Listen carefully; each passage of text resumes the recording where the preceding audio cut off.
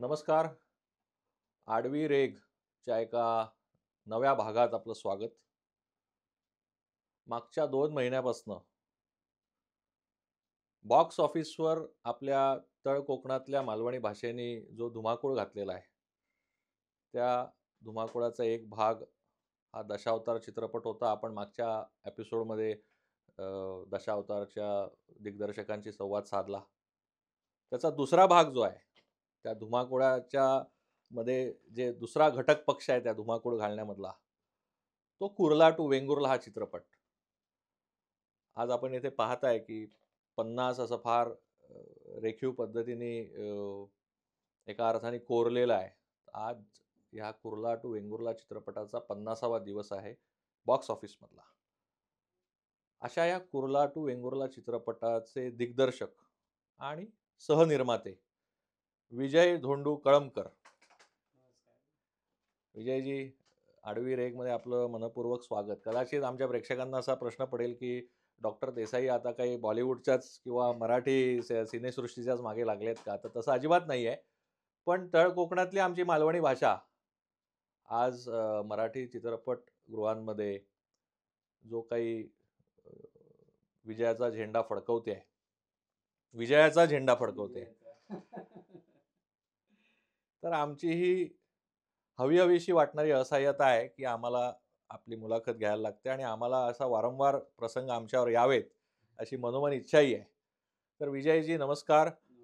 आणि आज आपल्या चित्रपटाचा 50वा दिवस आहे. त्याच्याकडे आपण येणारच आहोत. पण विजय कळमकर हे आज तुम्ही आमच्याशी बोलताय. ह्या विजय कळमकरांचं जे बालपण आहे, ज्या बालपणात माणूस तिथून घडण्याची प्रक्रिया सुरुवात होत असते. बालपणाविषयी काय सांगाल? पहिले तर विजय कळमकर नाही आहे, कलमकर आहे. खूप जण कळमकर, कळमकर म्हणतात, पण ते कलमकर आहे. तर एक स्मॉल करेक्शन. आणि बालपण माझं जोगेश्वरीमध्ये गेलं. माझे वडील गिरणी कामगार. 1982 सालचा तो जो सगळा गिरणी संपाचा पिरियड होता, त्याच दरम्यान माझा जन्म झाला 1982 मध्ये. आणि मला मोठ्या 4 बहिणी आणि त्यांच्यानंतर मग मी 5वं अपत्य. तो बहिणीनंतर तेव्हा ते मुलाचं आणि वगैरे सगळ्या क्रेज. तर त्या याच्यामध्ये खूप आनंदाचं वातावरण होतं की फायनली मुलगा झाला. आणि पण 1 वर्षाचा असताना साधारण ताप आला आणि मला पोलिओचा अटॅक आला. पायावरनं ताप जाणं आणि मग पोलिओ. आणि तेव्हा आत्ता जेवढा अवेअरनेस आहे किंवा आत्ता जे लसीकरणाचं जे पूर्ण इन्व्हेन्शन झालं तसं त्यावेळेला नव्हतं. तर खूप ट्रीटमेंट झाल्या, खूप काही काही गोष्टी करण्यात आल्या वैद्यकीयरित्या. पण अनफॉर्च्युनेटली पोलिओ तसाच राहिला. आणि मग त्याच्यानंतर लाईफ पूर्णच बदललं कंप्लीटली. वडील गिरणी संपामध्ये असल्याकारणाने परिस्थिती तशी खूपच हालाकीची होती. 4 बहिणी घरी, तेव्हा त्यावेळेला आजी-आजोबा पण होते. आणि ते करता-करता सगळ्या वैद्यकीय उपचार जसं मिळत होते तशा पद्धतीनं घेता-घेता एवढं एक आई-बाबांनी रुजवलेलं मनामध्ये, की या परिस्थितीवर मात करायची असेल तर शिक्षण घेणं खूप गरजेचं आहे. त्यामुळे शिक्षणाचं महत्त्व पहिल्यापासून होतं. आणि जसं-जसं म्हणजे शाळेचं वय आलं, त्यावेळेला एक वेगळा स्ट्रगल सुरू झाला, की त्यावेळेला बऱ्याच शाळांमध्ये फिजिकली डिसेबल्ड व्यक्तींना ॲडमिशन्स द्यायचे नाहीत. याचं कारण होतं, की एकतर डेडिकेटेड कोणीतरी व्यक्ती त्यांच्यावरती लक्ष ठेवायला लागणार. बाथरूमला नेणार कसं? आणि काही शाळा या दुमजली, 3 मजली होत्या, तर मग वरचे वर्ग असतात, तर मग चढून उचलून कोण नेणार? अशा सगळ्या अनेक अडचणींवरती मात करत, करत, करत फायनली अरविंद गंडभीर हायस्कूल जी आहे जोगेश्वरीची, तिथे ॲडमिशन्स मिळाले. आणि 1ली ते 4थी BMC शाळेमध्ये शिकलो. आणि पण चांगल्या म्हणजे दुसऱ्या शाळेमध्ये जी अरविंद गंभीर खूप बऱ्यापैकी नावाजलेली शाळा होती. मंगेश मस्कर जो महाराष्ट्रात पहिला आलेला त्याची शाळा. सो इच्छा होती की तिथे ॲडमिशन मिळावं. पण तिथे बऱ्याच म्हणजे मेरिटचा खूप प्रश्न होता आणि इनिशियल जेव्हा 1लीत ॲडमिशन घ्यायचा प्रयत्न केला तेव्हा मिळालं नव्हतं. सो 1ली ते 4थी खूप चांगला अभ्यास केला, चांगले पर्सेंटेज स्कोअर केले आणि मग 5वीमध्ये अरविंद शाळेमध्ये ॲडमिशन घेतलं. आणि मग तिथून पूर्णपणे आयुष्याला एक वेगळी कलाटणी मिळाली. तो मी साधारण मला वाटतं 5वीत जस्ट माझं वर्ष सुरू झालं असेल. त्यावेळेला माझ्या वडिलांना इथे अस्मिता संस्था म्हणून आहे त्याबद्दल कळलं आणि सुधाताई वाघ ज्या आता स्नेहज्योत दिव्यांग सेवा प्रतिष्ठानच्या संस्थापिका आहेत. तर त्या आणि दादा पटवर्धन, तर या दोघांनी एक खूप मोठं काम उभं केलं होतं दिव्यांगांसाठी आणि माझे वडील मला तिथे घेऊन आले त्यांच्या कार्यक्रमामध्ये आणि सुधाताई आणि दादा पटवर्धनांनी काही माहिती नाही, त्यांना असं वाटलं की अरे हा मुलगा हुशार वाटतो आणि तेव्हापासून त्यांनी पालकत्वच घेतलं माझं. साधारण काय वय होतं तुमचं तेव्हा? मी साधारण मला वाटतं 8 वर्षाचा वगैरे असेल त्यावेळेला आणि तिथून मग त्यांनी जेव्हा माझं पालकत्व घेतलं, तर मला एक एक्सटर्नल सोर्स मिळाला शाळेच्या बाहेर, की ज्यांचं माझ्यावर सतत लक्ष होतं. माझ्या कल्चरल डेव्हलपमेंटवरती असेल किंवा माझ्या ओव्हरऑल माझ्या शिक्षणासाठी लागणारं जे काही अर्थसहाय्य असेल त्याच्यासाठी असेल आणि एक इंटरनल सोर्स होता जो माझ्या शाळेमध्ये होता. अरविंद गंडवीर हायस्कूलमध्ये माझे जे शिक्षक होते, त्या शिक्षकांनी सुद्धा एक वर्षभरात त्यांच्या लक्षात आलं, की अरे हा चांगलं वक्तृत्व आहे याचं, चांगले भाषण करतोय. तर मला वेगवेगळ्या स्पर्धांमध्ये पाठवायला लागले. म्हणजे शिक्षणासोबतच वेगवेगळ्या ज्या एक्स्ट्रा करिक्युलर ॲक्टिव्हिटीज आहेत त्याच्यामध्ये सुद्धा मला गती यायला लागली. त्याच्यात त्यांचं मार्गदर्शन मिळायला लागलं आणि मग ओव्हरऑल जी एक एक व्यक्तिमत्त्वाची एक डेव्हलपमेंट व्हायला लागते ना, ती डेव्हलपमेंट व्हायला लागली. त्याने ना खूप कॉन्फिडन्स आला. कारण काय झालं, की पहिल्या इनिशियल वर्षांमध्ये जेव्हा मला कळायला लागलं, की आपल्यामध्ये काहीतरी शारीरिक व्यंग आहे. तेव्हा अनेक वर्ष ना एका इन्फिनिटी कॉम्प्लेक्स बरोबर मी स्ट्रगल करत होतो, की आजूबाजूला वेगळं वातावरण असतं ना. बरं एक ओव्हरऑल सोशल लिटरसी जी असते ना, अ, अपंगत्वाकडे बघण्याची किंवा अपंग व्यक्तीकडे बघण्याची, तर त्या काळामध्ये तेवढी ती लिटरसी पण नव्हती. त्यामुळे कम्युनिकेशन करताना सुद्धा एखादी माझ्या समोर म्हणजे माझ्या घरी समजा कोणी आलं आणि त्यांना कळलं, की अरे कलमकरांच्या मुलाला आहे, तर ते पटकन सिम्पॅथेटिक जो अप्रोच असायचा ना, तो सुद्धा हर्ट करून जायचा. "अरे, अरे, अरे!" असं असं नुसतं जरी बोललं, तरी पटकन अशी फिलिंग यायची, की अरे आपण काहीतरी कमी आहोत किंवा लोकं आपल्याकडे दयाभावाने बघतात. तर ती जी लिटरसी आहे ना, ती लिटरसी सुद्धा त्यावेळेला नव्हती, की how to communicate in front of a disabled person. तर त्यामुळे तो जो सायकॉलॉजिकल स्ट्रगल होता ना, तो जास्त त्रासदायक होता फिजिकल स्ट्रगलपेक्षा. पण हळू-हळू जसं-जसं सुधाताई, दादा पटवर्धन यांच्या संपर्कात आलो. शाळेतल्या शिक्षकांनी एक वेगळ्या पद्धतीचं एज्युकेशनल आणि मोरल डेव्हलपमेंट केलं. तर त्याच्यामधून ना आपण काहीतरी आहोत, ही भावना जेव्हा यायला लागली ना, तेव्हा हळू त्या इन्फिनिटी कॉम्प्लेक्सवरती मात अ, करायला मला खूप मदत झाली. आणि मग तो जो पूर्ण अख्खा जर्नी आहे, म्हणजे एज्युकेशनल जर्नी, तो खूप चांगला व्हायला लागला. 7वीत मी स्कॉलरशिप जी शिष्यवृत्तीची परीक्षा असते, त्याच्यामध्ये ऑल ओव्हर मुंबईमध्ये 14वा आलो आणि ते फर्स्ट टाईम होतं जेव्हा माझ्या शाळेमध्ये बोर्डवरती माझं नाव लागलं आणि ती फिलिंग खूप ग्रेट होती. कारण अ, माझे बाबा ना मला नेहमी आम्ही खूप चालायचो. म्हणजे आता तर सगळं गाडी-बिडी आली त्यामुळे सगळा तो त्रास जरा कमी झाला आहे. पण माझी शाळा माझ्या घरापासून जवळ-जवळ 1.5 किलोमीटर अंतरावरती आहे. आणि मी जे कॅलिपर घालतो, ते कॅलिपर खूप लागायचं पायाला. अजूनही खूप चाललं की त्रास होतो. तर तो माझे वडील किंवा आई माझा हात पकडून मला ते चालवत न्यायची. कारण परिस्थिती अशी नव्हती की रिक्षा वगैरे अफोर्ड करू शकत होतो. तर तो जो 1.5 किलोमीटरचा प्रवास असायचा ना, त्याच्यामध्ये खूप माझ्याशी ते बोलायचे आणि त्यांचा सगळा स्ट्रगल सांगायचे. म्हणजे 4थी पास होते.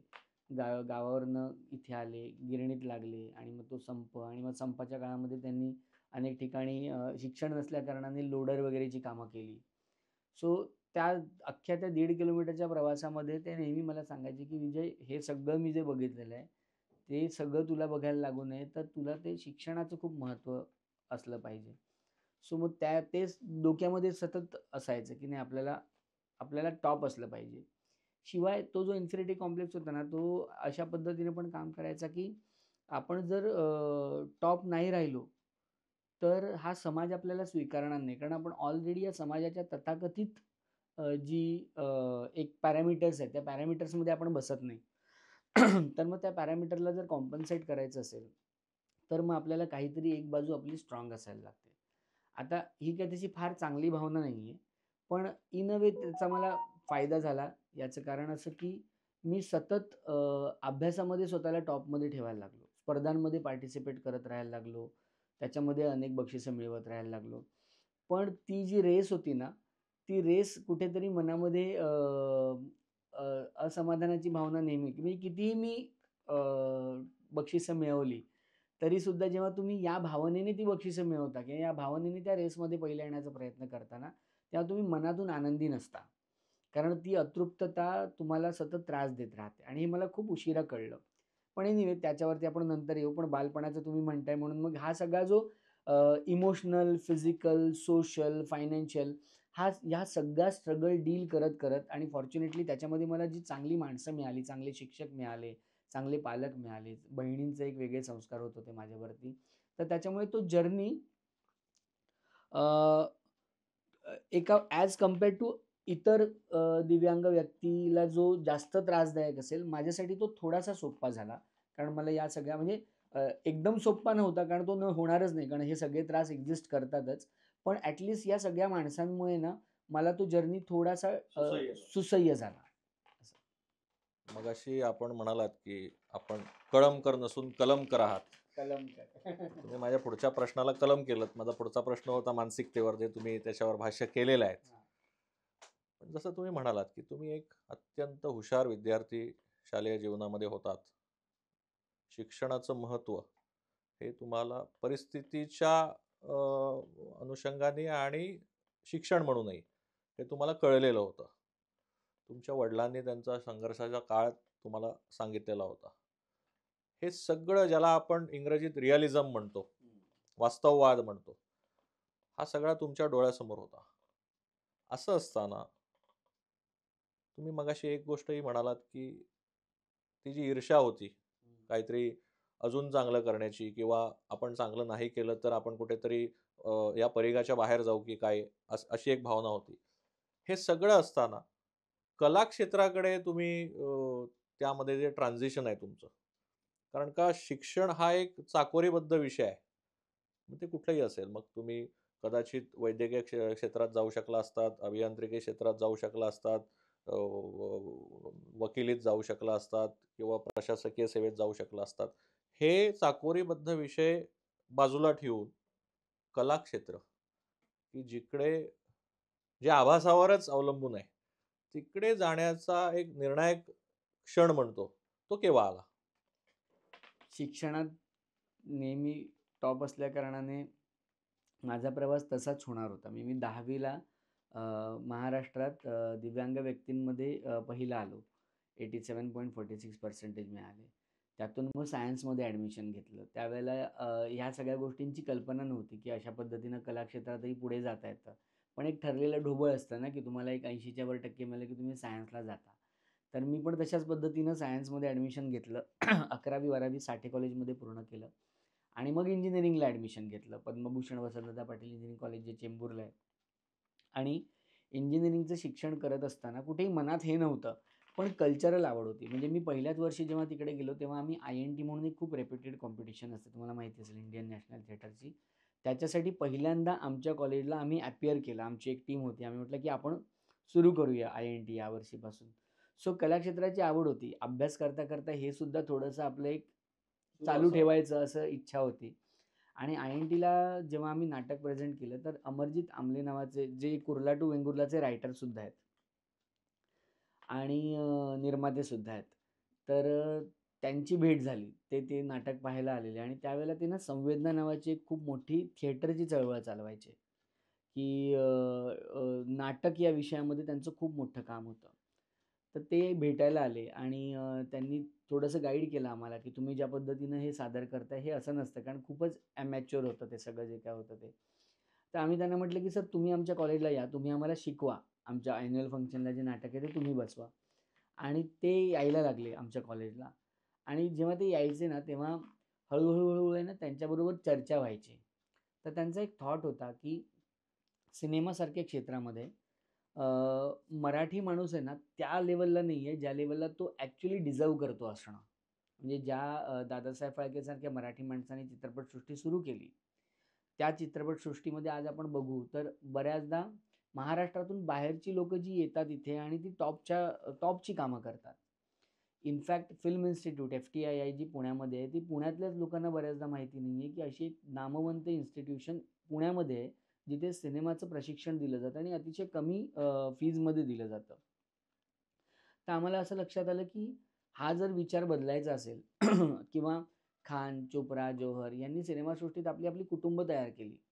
तयार केली त्याबद्दल काही वाद नाही, कारण प्रत्येकाला तो हक्क आहेच काही ना काहीतरी निर्माण करण्याचा. पण मराठी माणसाने त्याचं असं कुटुंब तयार नाही केलं, की जे 4 लोकं येऊन, 5 लोकं येऊन एकमेकांना पुढे नेतील. तर म्हटलं, की असं कुटुंब जर आपण तयार करू शकतो का? अशा पद्धतीची भावना निर्माण करू शकतो का? अशा पद्धतीचं टॉपचं तंत्रज्ञ आपण तयार करू शकतो का? तर काय करायला लागेल? तो हा विचार तर पहिला खूप मनाला भावला, की अरे हां यार, असं काहीतरी निर्माण, कारण पहिल्यापासून ते असं होतं ना, काहीतरी असं नेतृत्व करायचं, निर्माण करायचं, अशी एक खुमखुमी होतीच पहिल्यापासून. तर हा विचार खूप भावला आणि मग असं वाटलं, की चला आपण एका या कॉजसाठी काम करू. पहिला जो विचार आला तो या कॉजसाठी काम करू असं होतं.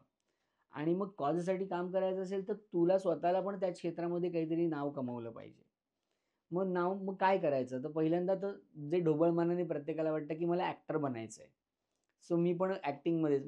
पण सर मला म्हणाले, की "विजय, ॲक्टरच्या ना लिमिटेशन्स असतात. त्याच्या मर्यादा असतात.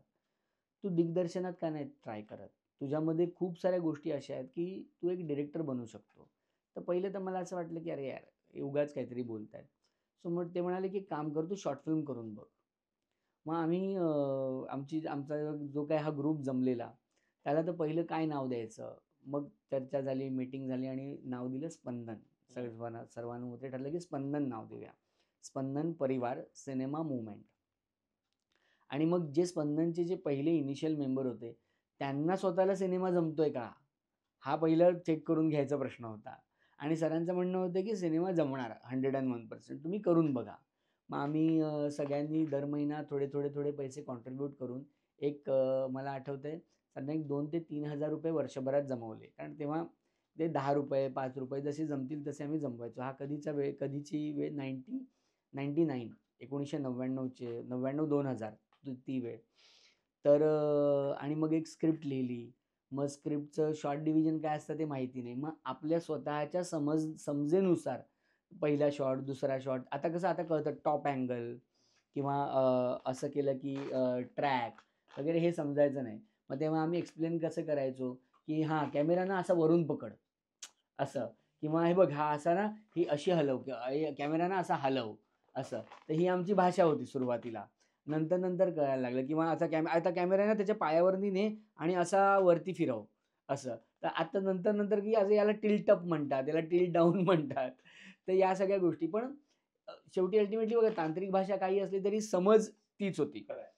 तर त्या समजेनुसार आम्ही फिल्म बनवल्या. मग एडिट कुठे करायचं? मग आम्ही त्या मोमेंट 4 शॉर्ट फिल्म बनल्या. मग लोटस पेट्रोल पंप आहे अंधेरी वेस्टला, तिकडे एक स्टुडिओ होता. तिकडे एकाला पटवलं. म्हटलं, की "अरे अशा-अशा आहेत. एक एक वन नाईटमध्ये तू आम्हाला करून दे." तर तेव्हा एवढं कारण फिल्मचं शॉर्ट डिव्हिजनच इतकं प्रिसाईज होतं, की एडिटिंगच आमच्या 4 त्याने पटपट रात्री तो बसला आणि सकाळपर्यंत त्यांनी त्या छोट्या-छोट्या शॉर्ट फिल्म्स आम्हाला एडिट करून दिल्या. आणि त्या जेव्हा सगळ्यांनी आम्ही बघितल्या आमच्या एका मित्राच्या घरी, तेव्हा आम्हाला असं वाटलं, की अरे वाह! आपण एक कथा कदाचित ग्रेट पद्धतीनं नाही, पण एका सुसूत्र पद्धतीनं सांगू शकतोय. आणि एक छोटी कॉम्पिटिशन पण आम्ही त्याच्यामध्ये ठेवलेली, की कोणाची बरी. तर मग माझी जी एक दिन बदलाचं नावाची शॉर्ट फिल्म होती, ती सरांनी फर्स्ट म्हणून चूज केली. आणि असं वाटलं, की अरे ते शेवटी येतं ना, अ फिल्म बाय विजय कलमकर. तर ते पाहिलं आणि असं वाटलं, की अरे वाह! आपण डायरेक्टर झालो. आणि आनंद झाला, की आपल्याला सांगता येतंय. आणि फक्त आता करियर करायचं की नाही हा प्रश्न होता. आणि दुसरा महत्त्वाचा प्रश्न होता, की घरी ज्या इतक्या सगळ्या ॲडव्हर्स सिच्युएशनमध्ये बाबांनी इथपर्यंत आणलेलं इंजिनिअरिंग, आणि आता त्यांची अपेक्षा होती, की आता हा इंजिनिअर होणार आणि सगळं पूर्ण फायनान्शियली सगळं पूर्ण चित्र बदलेल. आता घरी कसं सांगायचं? आवड तर निर्माण होते या क्षेत्रामधली. तर फॉर्च्युनेटली मी जेव्हा इंजिनिअरिंग पूर्ण झालो. बरं, हे सगळं करत असताना एक होतं, की अरे इंजिनिअरिंग नाही जमलं म्हणून सिनेमात आला, असं कोणी बोलू नये. म्हणून इंजिनिअरिंग सुद्धा तितकंच प्रामाणिकपणे केलं. म्हणजे कॉलेज संपल्यानंतर आमची तालमी व्हायच्या. त्या तालमी-बिलमी सगळे करत, चर्चा-बिर्चा करत जवळ-जवळ 1:30-2 वाजायचे घरी यायला. त्यानंतर मग ज्या काही असाइनमेंट्स आहेत ते पूर्ण करणं. परत सकाळी एक 7:00ला उठणं. कारण 3 बस बदलून प्रवास करायचा त्यावेळेला. आत्ता जेवढं ट्रान्सपोर्टेशन सोपं आहे तेव्हा तेवढं नव्हतं. आणि ती जड बॅग, ड्राफ्टर, काठी हातामध्ये आणि असं म्हणजे मी शंकरवाडी बस स्टॉपवरनं सायन 348 सायनला जायचो. सायनवरनं दुसरी एक प्रियदर्शिनीला जाणारी बस असायची, ती दुसरी बस आणि माझं कॉलेज त्या प्रियदर्शिनीच्या बरोबर समोरच्या साईडला होता आणि तो खूप मोठा हायवे होता. सो मी तो क्रॉस करू शकत नव्हतो. मग मला ना आणि कागारला जाणारी एक यू-टर्न मारणारी तिसरी बस पकडून जायची. तर आणि त्यावेळेला हे जे जोगेश्वरी ते पार्ल्याचा जो ब्रिज आहे ना, अंधेरी पार्ला ब्रिज, त्याचं कन्स्ट्रक्शन चाललेलं.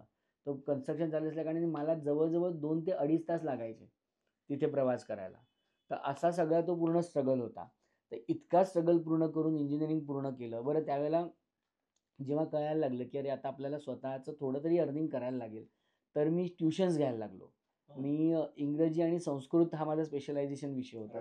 तर ते शिकायला माझ्याकडे खूप मुलं यायची. म्हणजे इंजिनिअरिंग, तालमी नाटकाच्या, त्यानंतर ट्युशन्स आणि मग त्यानंतर हा सगळा प्रवास असं करत-करत 4 वर्ष पूर्ण केली आणि इंजिनिअरिंगला फर्स्ट क्लास मिळवून दाखवला. इंजिनिअरिंगचं इलेक्ट्रॉनिक्स अँड टेलिकम्युनिकेशन इंजिनिअरिंग मी फर्स्ट क्लास आणि मी काही सब्जेक्ट्समध्ये टॉपरसुद्धा होतो. तर हे सगळं केल्यानंतर आता घरी सांगायचं, की मला नोकरी नाही करायची आहे, मला सिनेमा करायचा आहे. तर आता हे कसं करायचं? हा खूप मोठा प्रश्न होता. तर पहिलं काही सांगितलं नाही. एक छोटासा सिमॅन्टेक म्हणून एक माइंडस्पेसमध्ये कंपनी आहे. तिकडे एक जॉब पकडला. एक महिनाभर जॉब केला आणि तो खूप स्ट्रगल होता. म्हणजे दररोज मी घरातून बाहेर पडायचो, स्टेशनला उभा राहायचो आणि असं मन जड व्हायचं, की अरे मला हे नाही करायचंय, मला हे नाही करायचंय. परत संध्याकाळी येताना सुद्धा तोच मेंटल स्ट्रगल होता, की अरे मला हे नाही करायचंय. आणि त्या दरम्यान नेमकी 2004 साली गोव्याला जो इंटरनॅशनल फिल्म फेस्टिव्हल आहे, आंतरराष्ट्रीय चित्रपट महोत्सव असतो. तर तिकडे मला एक अपॉर्च्युनिटी आली 24 तासात शॉर्ट फिल्म बनवायची. त्यांची एक कॉम्पिटिशन होती 24/7 मेकिंग मूव्हीज कॉम्पिटिशन. तर दिग्दर्शक 24 वर्षाच्या आत असावा. फिल्मचं जे ड्युरेशन आहे ते 24 सेकंद ते 24 मिनिटं असावं आणि 24 तासात म्हणजे आज सकाळी 10ला तुम्हाला कॅमेरा देणार, दुसऱ्या दिवशी 10ला फिल्म रेडी पाहिजे अशी ती संकल्पना होती. आणि त्यांनी विषय दिलेला निसर्ग आणि हिंसाचार. तर याच्यावरती त्यांनी पहिलं राईटअप मागवले. मग आम्ही एक त्यांना थॉट दिला, की झेंडूची फुलं असतात निसर्गात. तर ते भगव्या रंगाचं फूल असतं, हिरव्या रंगाचं खोड असतं. हे 2 रंग जेव्हा निसर्गात असतात, तेव्हा ते खूप छान असतात. पण हेच 2 रंग जेव्हा माणसात येतात, तेव्हा आपण त्याला सिम्बलाइज करतो. भगवा हिंदू, हिरवा मुसलमान आणि मग त्याच्यावरती आपण नंतर अनेक राजकारणं होतात त्याच्यावरती. तर या थॉटला घेऊन एक स्टोरी लिहिली, कॅरेक्टर्स जनरेट केले आणि भारतातनं 40 शॉर्ट फिल्म सिलेक्ट झाल्या आणि मग ही आमची जी कच्ची-पक्की जी काही टीम तयार होती स्पंदनची, ती घेऊन आम्ही तिथे गोव्याला गेलो. पैसे नव्हते त्यामुळे कसेबसे त्या ट्रेनमध्ये जनरल कंपार्टमेंटमध्ये मग तिकडे कुठलंतरी एक साधं हॉटेल बघितलं. लॉजच होतं, हॉटेल पण नाही, लॉज तिथे राहिलो. पण जिद्द होती की आपल्याला हा सिनेमा चांगला करायचा आहे आणि तो सिनेमा पूर्ण केला आम्ही आणि जेव्हा डिक्लेअर झालं अवॉर्ड तेव्हा पहिलंच इफी होतं ना, इंटरनॅशनल फिल्म फेस्टिवल होता. केंद्रीय मंत्री होते त्यावेळेला प्रियरंजन दासमुन्शी, प्रीती जिंटा होत्या त्यावेळेला गेस्ट म्हणून आणि त्या आंतरराष्ट्रीय सगळ्या प्लॅटफॉर्मवरती पहिला मला अवॉर्ड मिळाला रंग या चित्रपटासाठी. तो जो लघु चित्रपट होता त्याचं नाव रंग 2004 साली आणि त्यानंतर एकदमच म्हणजे भारतातल्या 40 फिल्म्स आलेल्या. त्यात फिल्म त्यावेळेला मी एफ-टी-आयमध्ये नव्हतो. पण एफ-टी-आयचे कॉम्पिटिटर्स होते. तर त्यांना मात करून, त्यांना मागे टाकून आपल्या फिल्मला रंगला सर्वोत्कृष्ट चित्रपटाचा अवॉर्ड मिळाला आणि तो अवॉर्ड असा होता, की जो कोणी हा अवॉर्ड जिंकेल, तो झीसाठी एक छोटी फीचर फिल्म करेल. तर एवढ्या मोठ्या प्लॅटफॉर्मवरती आणि मग त्याला एवढी प्रसिद्धी मिळाली. वर्तमानपत्रांनी अक्षरशः म्हणजे हेडलाईन्स केले. दूरदर्शनने इंटरव्ह्यू घेतले. त्यावेळेला BBC चे प्रतिनिधी आलेले. त्यांनी त्यावेळेला इंटरव्ह्यू घेतला आणि त्यावेळेला ना पहिल्यांदा अशी पोचपावती मिळाली, की कालपर्यंत आम्ही आमच्यात करत होतो. पण आज भारतात काही फिल्म मेकर्स आलेत. त्यांच्यामध्ये सुद्धा आपलं जे सांगणं आहे, आपलं जे म्हणणं आहे ते बरं आहे त्यांच्यापेक्षा. म्हणूनच त्याला ते रिकॉग्नायझेशन मिळालं. मग घरी जरा त्यांना कॉन्फिडन्स आला, की वातावरण निवळलं, घरी बसवलं आई-बाबांना, बहिणींना आणि म्हटलं, की बघा मला ना हे करायचं आहे आणि मला गती आहे याच्यामध्ये. हे सिद्ध तर झालं, की गती आहे. प्रश्न होता अर्थार्जन काय? कारण तोपर्यंत सगळ्या बहिणींची लग्न झालेली, एका बहिणीचंच लग्न बाकी होतं. त्यामुळे ती पण आता लग्न होऊन जाणार, तर तिचं पण उत्पन्न थांबेल. माझं काही ट्युशन्समधून थोडंसं उत्पन्न यायचं माझ्या शिक्षणापुरतं. आता उत्पन्नाचं काय करायचं? तर नोकरी तर करायची नव्हती. कारण आता तोपर्यंत मी ती जी नोकरी सिमॅन्टेकची होती ती राजीनामा देऊन मोकळा झालेलो. पण शिक्षण पण घ्यायचं होतं सिनेमाचं. तर म्हटलं की काय करता येईल? मग फ्रीलान्स फायनान्शियल ॲडवायझर, कारण मला फायनान्स या विषयात गती होती. अरे वाह! मग माझ्या एका मित्राने सजेस्ट केलं, की "तू ना एल-आय-सीची एजन्सी घे." तेव्हा एल-आय-सीचं खूप क्रेज होती. लोकं खूप एल-आय-सी पॉलिसीज विकत घ्यायचे. मग मी एल-आय-सीची परीक्षा दिली, ती क्वालिफाय केली आणि एल-आय-सीची एजन्सी घेतली. मग नंतर लक्षात आलं, की अरे म्युच्युअल फंडमध्ये लोकांना इंटरेस्ट येतो. मग एम-फीची परीक्षा दिली, ए-आर-एन नंबर घेतला. मग म्युच्युअल फंड क्षेत्रात उतरलो. मग टर्म इन्शुरन्स क्षेत्रात उतरलो. तर मला लक्षात आलं, की अरे हे जर मी केलं ना, तर माझे 2 फायदे आहेत. एक, तर माझे सगळे जे फ्रेंड्स आहेत ते सगळे इंजिनिअर आहेत. त्यामुळे त्यांचा इन्व्हेस्टमेंट पोर्टफोलिओ माझ्याकडे येईल. त्यातून मला जे उत्पन्न येईल त्यातून मी माझा हा सिनेमातला स्ट्रगल पूर्ण करू शकेन आणि ॲट द सेम टाईम मला माझा वेळ मिळेल सिनेमा करण्यासाठी. मला कोणाकडे 9 ते 5 काम करायची गरज नाही. तर टाईम असा फ्रीडम मिळेल. करेक्ट टाईम फ्रीडम मिळेल आणि मग ते करत गेलो. मग शॉर्ट फिल्म्स करत गेलो. पण एज्युकेशन हवं होतं सिनेमातलं. मग एफ-टी-आयबद्दल कळलं, की अरे भारतातली काही जगातली one of the top institutes आपल्या पुण्यामध्ये आहे. पण त्याचा सगळ्यात मोठा हे की त्याला ना सिलॅबस नाहीये. म्हणजे तुम्ही किती सर्वांगानं डेव्हलप्ड आहात ना, त्याच्यावरती तुम्ही सिलेक्ट व्हाल की नाही. त्यावेळेला भारतातनं 8 मुलं निवडायचे आणि म्हणजे कमी म्हणजे 0.001% प्रोबॅबिलिटी होती की तिथे सिलेक्शन होईल. आणि मग त्याची एंट्रन्स दिली. त्याच्यानंतर मला अजूनही आठवते एन-सी-पी-एला जाऊन मी अभ्यास करायचो. National centre of performing arts very good Churchgate. Point. तेव्हा गाडी पण नव्हती. म्हणजे चालत स्टेशनला जायचं, तिथून ट्रेन पकडायची, चर्चगेटला जायचं. चर्चगेटवरनं वेगळी ती एक बस असायची एन-सी-पीला जाण्यासाठी, ती पकडायची. तिथे दिवसभर अभ्यास करायचा. मग परत मध्ये कधी लंचमध्ये तिकडेच कुठेतरी गाडीवरती खायचं. तर असं करत मी ती परीक्षा दिली आणि मग फॉर्च्युनेटली त्यात मी क्वालिफाय झालो. आणि मग ओरिएंटेशन झालं, इंटरव्ह्यूज झाले आणि मग त्या भारतातून 8 मुलांमध्ये माझी निवड झाली. अरे वाह! एफ-टी-आयमध्ये फिल्म एडिटिंग या विषयासाठी. आणि तिथून मग तो प्रवास सगळा सुरू. प्रवास सुरू पण झाला. ही जी तुम्ही आता प्रोग्रेसिव्ह एक तुमची अनफोल्डमेंटची प्रक्रिया सांगितली, त्याला तुम्ही जसं म्हटलात तसं 2004ला एक मान्यता त्याला खऱ्या अर्थाने पहिल्यांदा मिळाली. 2004 ते 2024 हा मधला 20 वर्षांचा काळ आहे. म्हणजे 2 दशकं आहेत. त्या 2 दशकांमध्ये संघर्ष तर निश्चित वाटेला आलेला आहे. त्याचं स्वरूप बदललेलं असेल. कदाचित तो शारीरिकपेक्षा जास्त मानसिक आलेला असेल. आर्थिक आलेला असेल काही प्रमाणामध्ये किंवा वेगवेगळ्या त्याचं स्वरूप बदललेलं असेल. पण संघर्ष तर आलेला आहे. कारण 2024ला तुम्ही पुन्हा एकदा कुर्ला टू वेंगुर्ला ज्याच्यावर आपण येणार आहोत, त्याच्यामध्ये खऱ्या अर्थाने तो प्रोजेक्ट ज्याला आपण म्हणतो ना पाईपलाईनमध्ये येऊन तो आता रिलीज होणार, त्या दिशेने त्याची वाटचाल सुरू झाली असेल.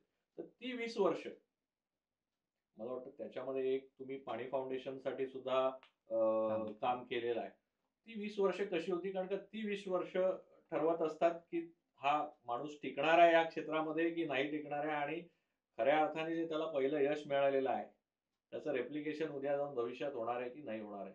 तर तुम्ही जे सांगणार आहात, ज्याला म्हणजे ज्ञानेश्वरांनी ज्ञानेश्वरी त्याला भावार्थ दीपिका म्हणतात. भावार्थ दीपिकेचं काम केलं ज्ञानेश्वरीने. तसं तुम्ही जे सांगणार आहात, ते तुमच्या क्षेत्रात जे संघर्ष करतायत, ज्यांना पहिलं यश मिळालेलं आहे, पण काही काळासाठी यश म्हणण्यापेक्षा मान्यता मिळत नाहीये. त्यांच्यासाठी ते त्या दीपिके समान काम करणार आहे. त्यामुळे ती 20 वर्ष कशी होती हे जाणून घ्यायला आम्हाला आवडेल. यशाचं कसं असतं माहिती आहे, मला असं वाटतं की एक तर आपल्याकडे यशाची व्याख्या आहे ना खूपच फॉल्स आहे. मला असं वाटतं की जे सो कॉल्ड यश आहे लोकांसाठी ते काय आहे, की तुझं काम दिसतंय का? तुला पैसे मिळतात का कामातून? ही ढोबळ संकल्पना आहे. तर तेच जर करायचं असतं किंवा तेचच करायचं असतं, तर मग मी जॉबच केला असता आणि आज कदाचित खूप करोडो रुपये कमवू शकलो असतो. पण पहिल्यापासून मला त्याची फक्त भूक नव्हती. ते जगण्यासाठी आवश्यक आहे आणि मला माहिती होतं की पैसा कमवणं ना, अगदी ऑनेस्टली सांगू डॉक्टर, फार कठीण नाही आहे. जर तुम्हाला सर्व्हायव्हल तुमच्या जर फार व्यसनं नसतील, फार तुमचे उगाचच्या लक्झरीजचं आयुष्य तुम्हाला जगायचं नसेल, तर तुमच्या सर्व्हायव्हलसाठीचा पैसा कमवणं ही मुंबईसारख्या शहरात तरी फार मोठी गोष्ट नाही. तुमच्याकडे एक बेसिक क्वालिफिकेशन असेल, तुम्ही करू शकता. प्रश्न कधी येतो, जेव्हा तुमच्यासाठी ते सर्वस्व बनतं, की पैसा कमवणं, लक्झरीज आयुष्य जगणं, हेच जेव्हा तुमचं सर्वस्व असतं ना, तेव्हा तुमचा जर्नी वेगळा होता. सो मला पहिल्यापासून हे काय माहिती नाही, हे माझं एज्युकेशन कुठून झालं. पण मला पहिल्यापासून हे माहिती होतं, की पैसा आपण कमवू. पण पैसाच कमवणं हे आयुष्याचं जर ध्येय बनेल ना, तर मी आयुष्यात समाधानी आयुष्य नाही जगू शकणार. त्यामुळे मला माझी आयडेंटिटी क्रिएट केली, तर मी कदाचित थोडे कमी पैसे असतील माझ्याकडे तरी चालतील, पण मला माझी ओळख निर्माण करून मगच मरायचंय या जगातनं. हे मला क्लिअर होतं. त्यामुळे माझा जर्नी पण मी तशाच पद्धतीनं नकळतपणे डिफाईन केला. काय आहे, आता मी हे शब्दात मांडतोय. तेव्हा एवढी तर अक्कल पण नव्हती, की इतकं सगळं जे काही मी बोलतोय ते समजण्याची. पण आता लक्षात येते, की ते सबकॉन्शियसली होतं. सबकॉन्शियसली होतं. सो जेव्हा मी एफ-टी-आयमध्ये होतो ना, तेव्हा एक माझा ना नेहमी राहिले, की मी जे करेन ना, ते मी हॉनेस्टली करेन. त्याच्यामध्ये मी भेसळ नाही करणार. हे मला नेहमी क्लिअर होतं. त्यामुळे मी एफ-टी-आयमध्ये सुद्धा जे काम केलं, त्यावेळेला बरेच जे माझ्या बरोबरचे होते, ते बऱ्यापैकी चांगल्या घरातनं होते. त्यामुळे त्यांना फीजसाठी काम करायला लागायचं नाही. पण माझं तसं नव्हतं. माझं एज्युकेशन मी स्वतः स्पॉन्सर करत होतो आणि माझ्या घरचं पण पाहत होतो. सो मी फक्त प्रोजेक्ट्स करायचो त्यावेळेला आणि प्रोजेक्टच्या व्यतिरिक्त मी मुंबईमध्ये किंवा तिथे पुण्यामध्ये म्युच्युअल फंडचं आणि या सगळी कामं करायचो. त्यामुळे ती एक जाणीव होती, की हे आपल्याला उत्तम करायचं आहे. सो तिकडे मी ज्या फिल्म्स एडिट केल्या, आरण्यक आणि ऐरावत सेकंड आणि थर्ड फिल्मला, त्या दोन्ही फिल्मला नॅशनल अवॉर्ड मिळाला. प्लस माझी जी डिप्लोमा फिल्म होती आरण्यक, त्या डिप्लोमा फिल्मसाठी मला ऑल ओव्हर इंडियन फिल्म स्कूलची एक कॉम्पिटिशन असते. तर आरण्यकसाठी मला बेस्ट एडिटरचं ऑल ओव्हर इंडियन फिल्म स्कूलचं अवॉर्ड मिळाला. अरे वा. शिवाय मला तिथे रेणू सलूजा स्कॉलरशिप असते. मी फर्स्ट इयरला टॉपर होतो. त्यामुळे मला सेकंड इयरला रेणू सलूजा स्कॉलरशिप मिळाली, ज्याच्यातून माझी फी बऱ्यापैकी कमी झाली. तर अशा सगळ्या गोष्टी ज्या आहेत ना, या मी जाणीवपूर्वक अगदी म्हणजे माझं पूर्ण त्याच्यामध्ये स्वत्व ओतून करत राहिलो. कारण मला माहिती होतं, की आपल्याला हे जे काही करायचं ते उत्तम करायचं आहे. आणि जेव्हा मी एफ-टी-आयमधनं बाहेर आलो, तेव्हा खरा स्ट्रगल सुरू होणार होता. 2004 साली. 2004 नाही, 2013 साली. आणि आता हे सगळं कसं पूर्ण करायचं सगळ्या जर्नी, कारण बॉलिवूड, मराठी चित्रपटसृष्टी हे सगळं इतकं सगळं मोठं आहे. पण बाहेर आलो आणि एका इव्हेंट कंपनीमध्ये माझा मित्र आहे. त्या इव्हेंट कंपनीमध्ये मला कॉपी रायटिंग म्हणून कॉपी रायटिंगचं काम मिळालं. आणि त्या कॉपी रायटिंगसाठी काही-काही एडिटिंग पण करायला लागायचं. व्हिडिओज बनायचे, त्याचं एडिटिंग करायचं. तर पहिला स्ट्रगल तर हा होता, की एडिटिंगची मशीन नव्हती. कारण तसा फायनान्शियल तसा काही असा हे नव्हता, कॉर्पस नव्हता आपल्याकडे. मग पुन्हा सुधाताई आणि दादा पटवर्धन पुन्हा माझ्या मदतीला आले आणि मला अजूनही आठवतं, की माझी पहिली जी एडिटिंगची मशीन आहे, ती सुधाताई आणि दादांनी मिळून मला दिली. आणि मग मी माझं एडिटिंगचं काम सुरू केलं त्याच्यावरती. मग ते करता पाणी फाउंडेशनचे जे संस्थापक आहेत सत्यजित भटकर, तर ते स्पंदन चळवळीशी खूप त्यांना खूप स्पंदन चळवळीबद्दल आदर होता त्या कामाबद्दल पूर्ण. तर त्यांनी मला ना एका महिन्यासाठी, तेव्हा पाणी फाउंडेशन फॉर्म नव्हतं झालं, पण एक कल्पना आहे, असं-असं काहीतरी करायचंय. त्यांनी मला बोलवलं, की "विजय आपल्याला ना असं काहीतरी आपण करतोय, तर एक काही राजस्थानमधनं तिकडच्या गव्हर्नमेंटचे एक जलसंधारणाचे व्हिडिओज आलेत. ते ना खूप मोठे आहेत आणि बोरिंग आहेत खूप. तर ते ना क्रिस्पी, छोटे, पटकन सामान्य माणसाला समजतील अशा पद्धतीनं करायचे आहेत. तर एका महिन्याचं काम आहे. तर त्या एका महिन्यामध्ये मी पूर्ण तिकडे म्हटलं चांगलीच गोष्ट आहे. कारण एनिवे पाणी फाउंडेशनचं काम पण ऑथेंटिक होतं. सत्यजित भटकळ मला सुरुवातीपासून मला त्यांच्याबद्दल खूप त्यांच्या कामाबद्दल आदर होता. आणि आमिर खानचं आहे तर मग काही आपल्याला आमिर खान एक वन ऑफ द माझ्या आयडियल पर्सनॅलिटीजपैकी एक होता. सो मी 1 महिना त्यांच्यासाठी काम केलं. पण ते 1 महिन्यामध्ये मी त्यांना जे त्या सगळ्या व्हिडिओचं एडिटिंग करून दिलं, त्याला व्हॉईस ओव्हर दिला, त्याच्यानंतर त्याचं पूर्ण स्ट्रक्चर बदलून दिलं. तर त्यांना ते इतकं आवडलं. ते म्हणाले, की "तू आम्हाला आमच्या टीममध्ये क्रिएटिव्ह असोसिएट म्हणून जॉइन हो." अरे वा. आणि पण मग मला तो एक खूप मोठा, कारण मला नोकरी नव्हती करायची. तेच सगळं सोडून मी हे सगळं करत होतो ना. पण एक तर क्रिएटिव्हच काम होतं, लिखाण होतं, एडिटिंग होतं. प्लस आमिर खानसारखा व्यक्ती होता आणि पाणी फाउंडेशनसारखं ऑथेंटिक काम होतं आणि बरे पैसे पण देत होते. ते पण महत्त्वाचं होतं. तर म्हटलं चला आपण करूया आणि सायमल्टेनियसली बघूया काय होतंय ते. कारण त्यावेळेला त्या सगळ्या गोष्टींची गरजही होती. So I started. मग 4 वर्ष मी तिकडे क्रिएटिव्ह असोसिएट म्हणून काम केलं आणि जलसंधारण या विषयावरती जे तुम्ही पाणी फाउंडेशनचं मटेरियल पाहाल आज YouTubeवरती त्याच इनिशियल काळात तयार झालेलं.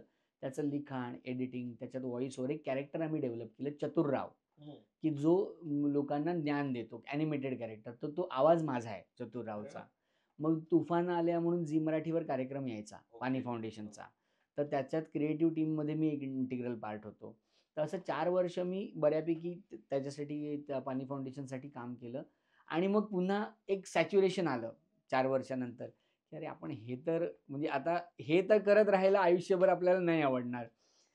तर काय करायचं, काय करायचं, काय करायचं? मग आम्ही एक पुस्तकांचा संच तयार करत होतो जलसंधारणाचा. तो पूर्ण केला आणि मग सत्याची भेट घेतली आणि सत्याला म्हटलं, की "सत्या आता now I want to stop. आता मला सिनेमा करायचा आहे पूर्ण." तर मग तो पुन्हा एक वेगळा धाडसी निर्णय होता. कारण पगार खूप मोठा होता आणि ते जे माझं एज्युकेशनसाठी काही कर्ज घेतलेलं असेल, स्पंदन जी चळवळ आम्ही उभी करत होतो, त्यात अनेक मुलं वेगवेगळ्या इन्स्टिट्यूट्सना आम्ही पाठवत होतो. त्यांच्या फीजचं कारण ते एक कुटुंब तयार केलेलं ना आम्ही पूर्ण. तर मग ती मुलं पण वेगवेगळ्या इन्स्टिट्यूट्सला जात होती. बरं मी थोडासा सीनियर असल्याकारणाने आणि मी कमवता असल्याकारणाने मग त्यांच्या फीज, त्यांच्या शॉर्ट फिल्मचा खर्च, तर असं सगळं करत ते जे लोन आहे, ते सुद्धा सॅलरीतून जात होतं. तर आता हा निर्णय घ्यायचा, की एवढ्या मोठ्या पगाराची नोकरी सोडायची आणि पुन्हा बॅक टू द झिरो यायचं, का तर आपल्याला सिनेमा करायचा आहे. तर खूप जणांनी वेड्यात काढलं. खूप जणांनी नाही सांगितलं, "विजय हे नको करूस. आता तू कुठेतरी सेटल झाल्यास वगैरे."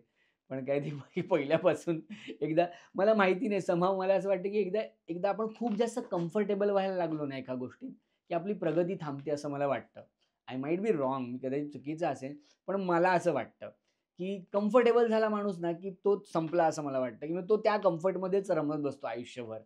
तर मला लक्षात आलेलं, की अरे मी ना मला ना हळू आता या कम्फर्टची सवय व्हायला लागली आहे. सो मी खूप ठरवून धाडसाने हा निर्णय घेतला, की मी ही नोकरी सोडणार आहे आणि मी माझं जो काही सिनेमा आहे तो तयार करणार आहे. एक फक्त होता छोटासा बॅकअप होता, जो माझे फायनान्शियल इन्व्हेस्टमेंट ॲडवायझरी मी थांबवली नव्हती. त्यामुळे तो एक छोटा सपोर्ट होता, की उपाशी नाही मरणार. 2 टाईमाचं जेवू शकेन, घरच्यांना जेवायला घालू शकेन एवढी माझी क्षमता होती.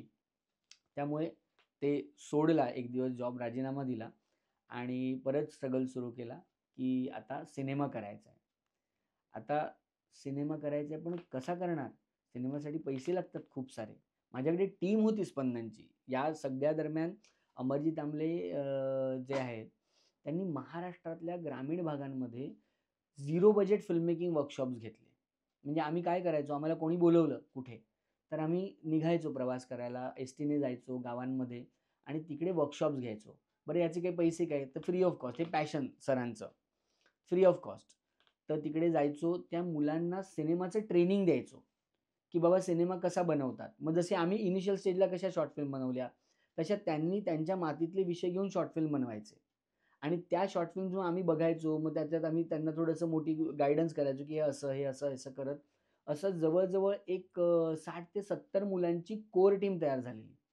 मग त्यांच्यापैकी जसं मी एफ-टी-आयला गेलो, तसं त्यांच्यातलं कोणी लंडन फिल्म अकॅडमी, कोणी न्यूयॉर्क युनिव्हर्सिटी, कोणी ललित कला केंद्र, कोणी फिल्म इन्स्टिट्यूट. म्हणजे मला आठवतंय एका वर्षामध्ये फिल्म इन्स्टिट्यूटमध्ये जवळ-जवळ 8 मुलं आमचीच होती, स्पंदनची. मग त्यांची एंट्रन्सची तयारी करून घेणं आणि ते खूप मनाला समाधान होतं, की जो वर्ग कधीच म्हणजे मी सुद्धा त्या वर्गातला आहे, की ज्याने कधी विचार पण केला नसता, की हे मी करू शकतो किंवा इथे मी पोहोचू शकतो. त्या वर्गातली मंडळी आज वेगवेगळ्या इन्स्टिट्यूट्सना त्या प्रवासाला निघाल्यात, जो प्रवास आत्तापर्यंत आपण विचारही केला नव्हता. तर अशीच जी सगळी टीम आहे ना, ती टीम तयार होती. पण एवढा फायनान्स कुठून उभा करणार? मग प्रोड्युसर्स बरोबर बोलणं सुरू व्हायला लागलं. त्यांना सांगतात, की बाबा ही स्क्रिप्ट आहे, ही स्क्रिप्ट आहे, ही स्क्रिप्ट आहे. स्क्रिप्ट खूप चांगली होती. सगळ्यांना आवडायची. कुर्ला टू वेंगुर्ला. कुर्ला टू वेंगुर्ला. नाही, मी त्याकडे येणारच आहे. मला तुम्हाला हे विचारायचं मगाशी तुम्ही म्हणालात, की तुम्ही हे जे ग्रामीण भागात जाऊन फिल्म मेकिंगचे वर्कशॉप केलेत. हां. मातीतले विषय घेऊन त्यांनी फिल्म्स बनवाव्यात. हा त्याच्यामागचा तुमचा हेतू होता. तुम्ही जो चित्रपट बनवलाय कुर्ला टू वेंगुर्ला, हा मातीतला विषय आहे. त्याच्यात कोणाचंही दुमत असण्याचं कारणच नाही किंवा असूच शकत नाही. म्हणजे मला वाटतं जर समकालीन मुंबईचं 60 ते 70च्या दशकात जर तुम्हाला चित्र पाहायचं असेल तर बसव चॅटर्जींचे पिक्चर जसे पाहावे लागतात, तसं कोकणचं आजचं समकालीन जर 25 वर्षांनी पाहायचं राहिलं तर कुर्ला टू वेंगुर्ला पाहावं लागेल. हा हे त्याचं समांतर एक उदाहरण असू शकेल. तर हा मातीतला जो विषय आहे तो तुम्ही घेतलात. त्याचं जे बीज आहे, कुठल्याही गोष्टीचं, विचाराचं, स्फूर्तीचं एक बीज मनात रुजावं लागतं. ते तुमच्या वडिलांनी जे तुम्हाला शाळेत जाताना जो संघर्ष सांगितला, तो मुंबईतला असेल, गावावरून त्यांना इथे यावं लागलं त्याची परिस्थिती असेल. कारण तुम्ही म्हणालात वडील गिरणीत कामगार म्हणून त्यांनी खूप कष्ट केलेले आहेत. त्या काळामध्ये ह्या चित्रपटामध्ये जो एक आपण जो सिनारिओ पाहतो, की स्थानिक जो मुलगा आहे तो आणि त्याला गाव सोडून जायचं नाही आहे. पण त्याच्या परिस्थिती किंवा त्याची जी सहचारिणी आहे, तिचं असं म्हणणं आहे, की मुंबईतच गेलं पाहिजे आणि तो मुंबईत येऊन मला वाटतं कुर्ल्याच्या एका बैठ्या चाळीत राहतो आणि मग त्याला ते सगळं भयाण वास्तव दिसतं आणि मग तो पुन्हा गावाकडे येतो आणि त्याचबरोबर एक समांतर सिनारिओ असा आहे, की तो गावात परत आलेला एक सुशिक्षित तरुण आहे आणि तिथे एक शाश्वत त्यांनी हे सुरू केलेलं आहे उद्योग आणि त्याच्याकडे मग तो कसा पुढे जातो. असं सगळं हे जे चित्र आहे, याचं बीजारोपण कुठेतरी वडिलांनी सांगितलेल्या त्या गोष्टींमध्ये झालं, की त्याच्यानंतर काही अशा गोष्टी घडल्या, की तुम्हाला हे विषय आपलेसे वाटले? कारण का तुमच्या ह्या पूर्ण चित्रपटामध्ये तळ कोकणाचा जो एक फ्लेवर आहे, म्हणजे ज्याला आपण म्हणतो ना, की एक जूनमध्ये पहिला पाऊस पडला, की जो मातीचा सुगंध येतो. त्याला कोणाला सांगावं लागत नाही, की पहिला पाऊस पडलाय. तसा तुमचा चित्रपट पाहताना असं प्रत्येक सीनला जाणवतं, की हा तळ कोकणातला चित्रपट आहे. हा तुम्हाला कुठे गवसला?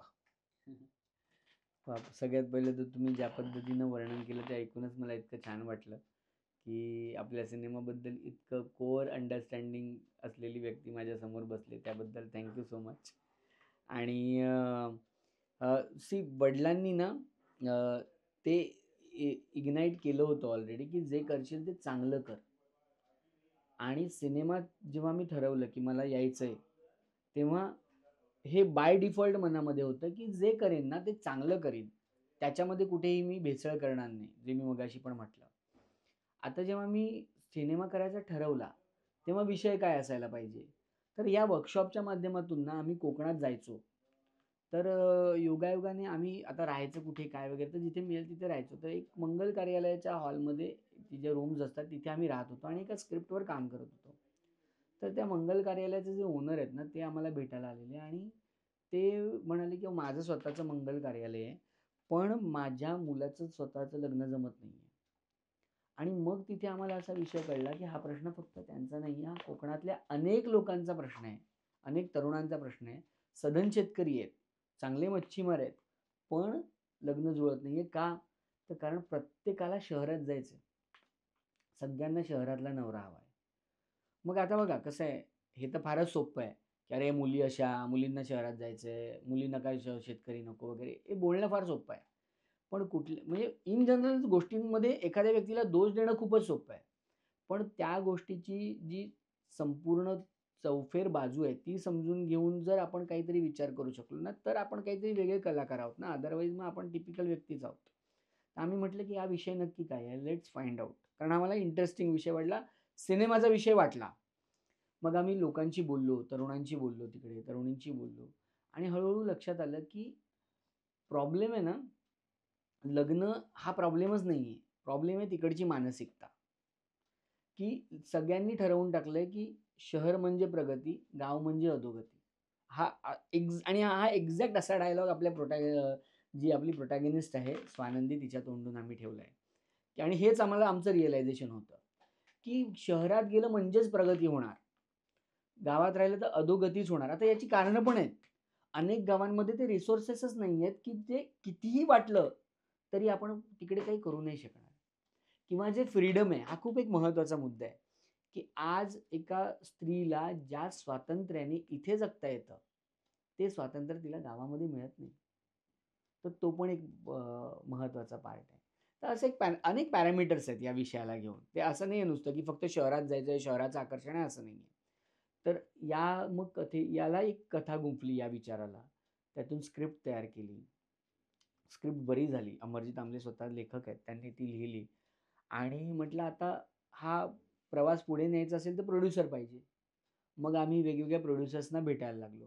बरं फर्स्ट टाईम फिल्म मेकर असल्याकारणाने कोणाचा विश्वास नव्हता. मी शॉर्ट फिल्म्स अनेक केल्यात आणि अनेक शॉर्ट फिल्म्सना अवॉर्ड पण मिळालेत. माझ्या मुक्ती आणि पानसुपारी शॉर्ट फिल्मला तर इंटरनॅशनल अवॉर्ड्स आहेत. पण शेवटी feature film all together different ball game आहे ना. तर मग मग जे रेग्युलर प्रोड्युसर्सचे असतात, की मग माझ्या इथेच शूट करा, मग हिलाच हिरोईन घ्या, मग एक आयटम सॉन्गच टाका वगैरे हे जे टिपिकल अनुभव आहे त्या सगळ्या अनुभवातनं मी गेलो पूर्णपणे. आणि लक्षात आलं, की अरे प्रोड्युसर जर आला बाहेरून, तर आपण आपलं स्वत्व टिकवून सिनेमा नाही बनवू शकणार. मग तो वेगळा सिनेमा होईल. मग काय करायचं? मग लोकचळवळीची ताकद आम्हाला माहिती होती, की लोकचळवळीतून आपण हे जर काम उभं करू शकलो, तर लोकचळवळीतून सिनेमा पण बनेल. मग आम्ही आमचे काही फ्रेंड्स आहेत, मित्र आहेत, त्यांना आवाहन केलं. सरांचे एक मित्र आहेत, कैलास गावडे. ते म्हणाले, की "तुम्ही सुरुवात करा, मी पैसे देतो." त्यांनी एक इनिशियल अमाउंट दिली आणि आम्ही गेलो वेंगुर्ल्यामध्ये. आता मी थोडा स्केप्टिकल असतो, कारण मी ओव्हरऑल माझं ते फायनान्स या विषयामध्ये असल्याकारणाने मला माहिती आहे, की ॲक्चुअली फायनान्स कशा पद्धतीने वर्क करतो. पण माझे सर आहेत ना, म्हणजे आमची जोडी अशी आहे, की ते खूपच एकदम ऑप्टिमिस्टिक आहेत आणि मी थोडा प्रॅक्टिकल माणूस आहे. तर त्यांच्या ऑप्टिमिझमवरती आम्ही तिकडे गेलो. ते जे काही पैसे होते त्याच्यावरती काम सुरू केलं. म्हटलं आता थोडंफार शेड्यूल पूर्ण करूया आणि मग ते शूट दाखवून आपण पुढचा फायनान्स मिळवूया. पण योगायोगाने काय झालं, माझा मित्र अविनाश सोनावणे जो साउंड डिझायनर आहे सैराटचा. तो माझ्या फिल्मचं साउंड डिझायनिंग करत होता. तो सेटवर आलेला. तर त्याने पहिला कट बघितला. आम्ही ऑनलाईन एडिट करत होतो ना. तर पहिला कट पाहिला आणि त्याला तो आवडला. तो म्हणाला, की "अरे, हे खूप चांगलं बनतंय. मला ॲज अ प्रोड्युसर एनिवे यायचं होतं, तर मी या प्रोजेक्टमध्ये येईन होतो." मग त्याने थोडा फायनान्स टाकला.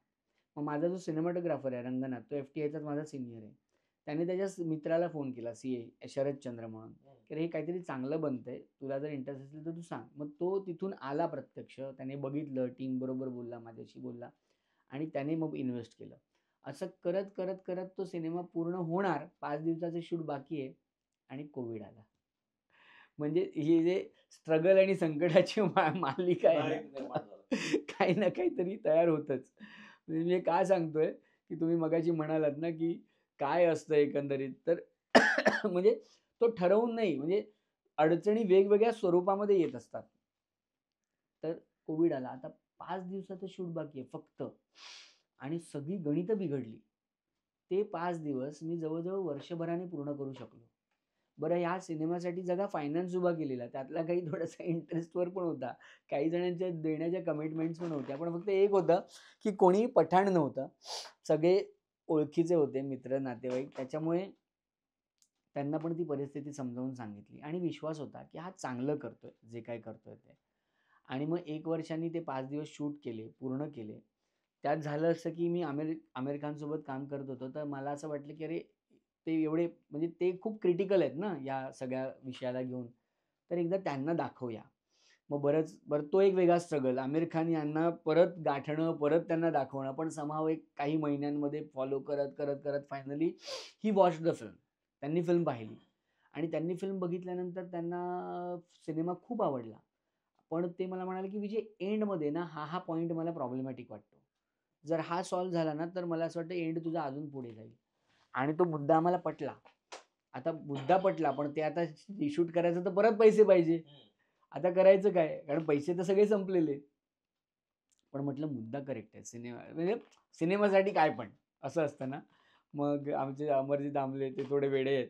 म्हणाले, "नाही, नाही विजय हा मुद्दा आपण करायचा." मग परत कोणाला तरी भेटलो. परत थोडासा फायनान्स उभा केला. म्हटलं 3 दिवसाचा शूट आहे. पैसे परत फायनान्स उभा केला. असे प्रोड्युसर खूप आहेत आमच्या फिल्ममध्ये को प्रोड्युसर छोटे-छोटे मायक्रो. मग ते 3 दिवसाचं शूट पूर्ण केलं आणि इट वर्क लाइक नथिंग. म्हणजे ॲक्चुअली आमिर खानला काय एवढं परफेक्शनिस्ट म्हणतात ना. एनिवे मी त्याच्याबरोबर काम करत असताना मला ते लक्षात आलेलंच. पण सिनेमाला घेऊन त्याचं जे थॉट ॲडिशन होतं. आता त्या थॉटला घेऊन सीन आम्ही लिहिले, पण त्याचा थॉट इतका करेक्ट आणि चपखल बसला ना, की तो जो एंड आहे ना, तो अजून पुढे गेला सिनेमाचा. आणि मग तो पूर्ण झाला. आणि सिनेमा पूर्ण झाल्यानंतर आता नवीन एक स्ट्रगल, की सिनेमा विकायचा कसा? कारण सिनेमा बनवला, पण आता तो लोकांपर्यंत पोहोचला पाहिजे. मग पोहोचवण्यासाठी मग एक वेगळी डिस्ट्रिब्युशन ही एक वेगळी सिस्टीम असते. हे हळू-हळू आम्हाला कळायला लागलं. आम्ही आत्तापर्यंत समजत होतो, की सिनेमा बनवल्यानंतर स्टुडिओज येतात, विकत घेतात आणि मग पुढचं ते सगळं करतात. पण तसं नसतं. स्टुडिओज सुद्धा त्यांचे काही एक विशिष्ट बकेट्स असतात. त्या बकेट्समध्ये बसणारे त्यांचे बजेट्स, त्यांचं एक टाईम ड्युरेशन त्याप्रमाणेच ते सिनेमे घेतात. आता आपला सिनेमासुद्धा खूप मोठ्या 2 स्टुडिओजकडे होता ऑलरेडी आणि आपण अनेक महिने त्यांच्यासोबत होतो सुद्धा. अगदी ॲग्रीमेंटपर्यंत पण आलेलं. पण काय शेवटी प्रत्येक सिनेमाचा एक प्रवास असतो. तर तो प्रवास काय त्यांच्याबरोबर आपला झाला नाही. मग फायनली असं झालं, की अरे, आता आत्ता ना सिनेमा रिलीज झालाच पाहिजे. अदरवाईज एक तर काय होतं त्याची एक व्हॅल्यू असते.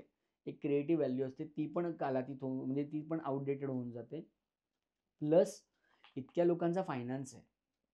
तो देण्याचा प्रवास आहेच ना शेवटी. ते देणं आपण लागतोच. मग फायनली पिकल एंटरटेनमेंट म्हणून डिस्ट्रिब्युटर आहेत समीर दीक्षित. त्यांच्या मदतीनं सिनेमा आम्ही रिलीज करायचं ठरवलं आणि 19 सप्टेंबरला रिलीज केला. म्हटलं जो होगा देखा जाएगा आता. त्याच्यासाठी थोडीशी स्ट्रॅटेजी केली आणि पुन्हा मग काही उद्योजक होते ओळखीचे.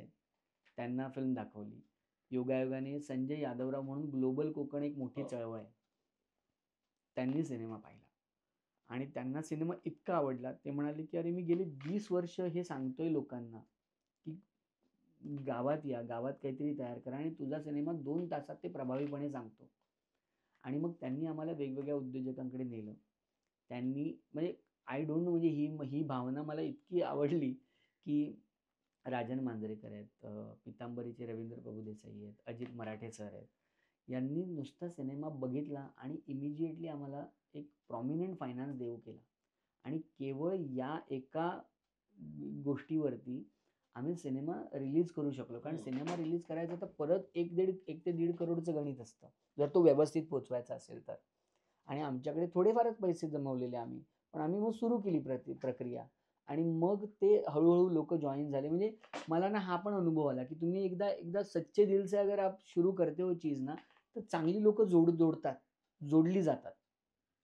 आणि मग आम्ही सिनेमा फायनली 19 सप्टेंबरला जे काही पब्लिसिटी आहे, सोशल मीडिया खूप मोठी ताकद होती. तर आम्हाला लक्षात आलं, की सोशल मीडिया जर आपण स्ट्राँगली कॅप्चर करू शकलो तर होईल.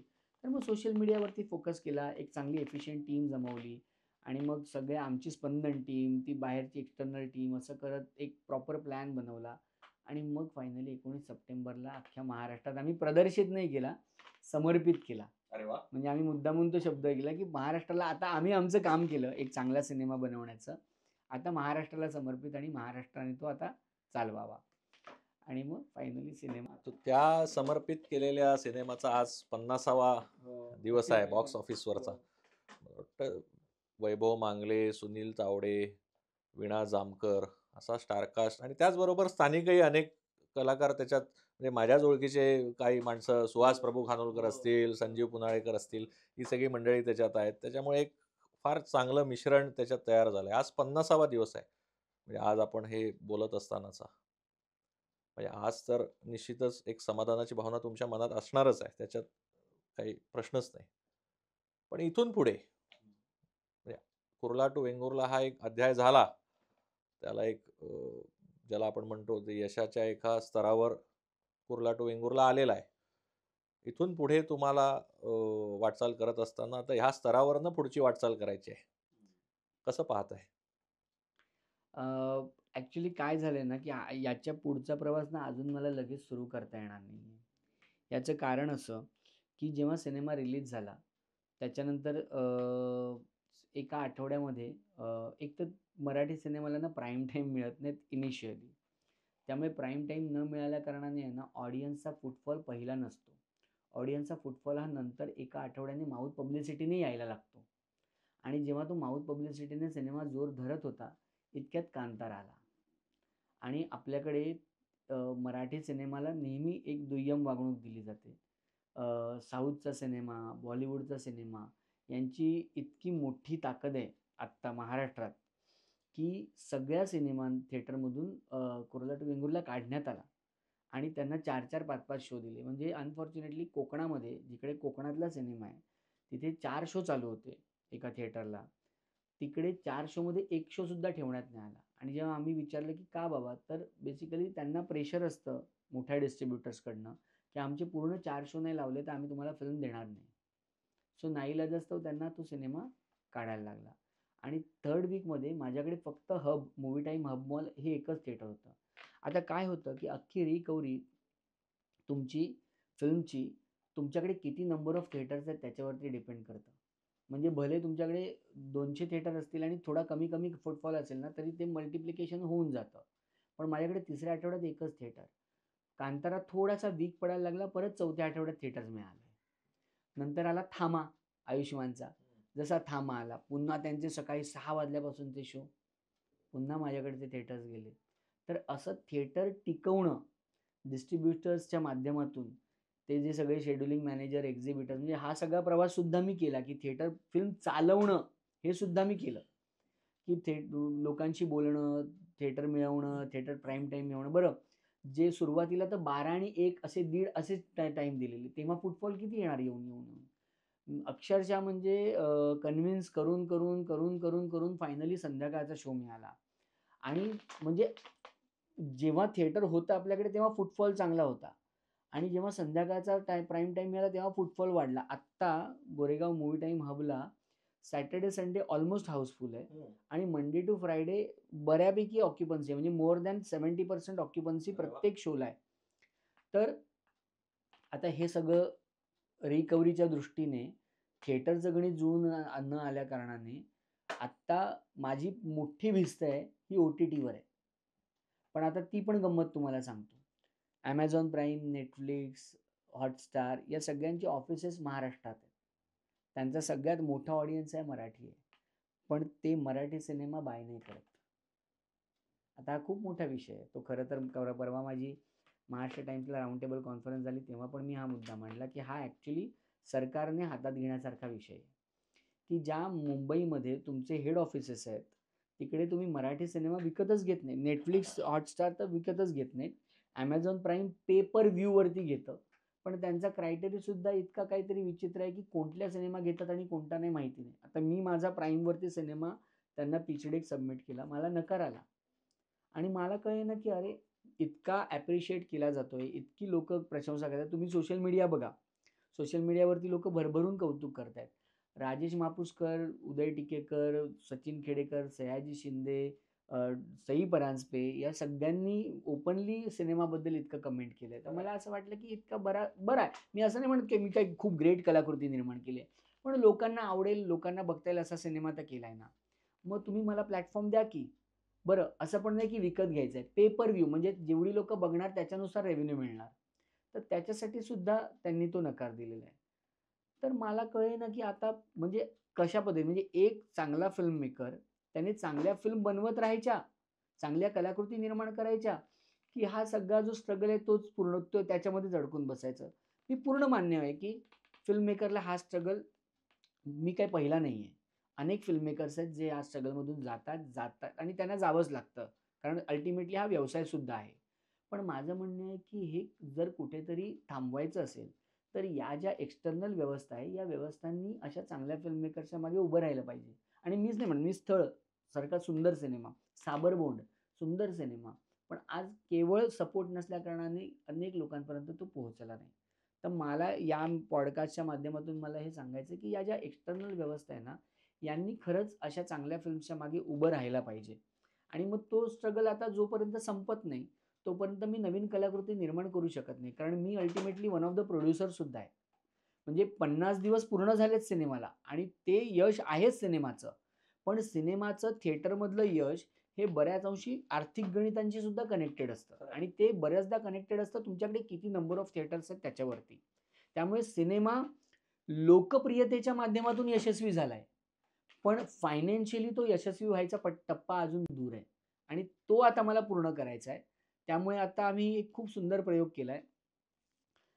थिएटर्स मिळत नाहीत ना, आम्ही गावाखेड्यांमध्ये नाट्यगृहामध्ये शो लावले.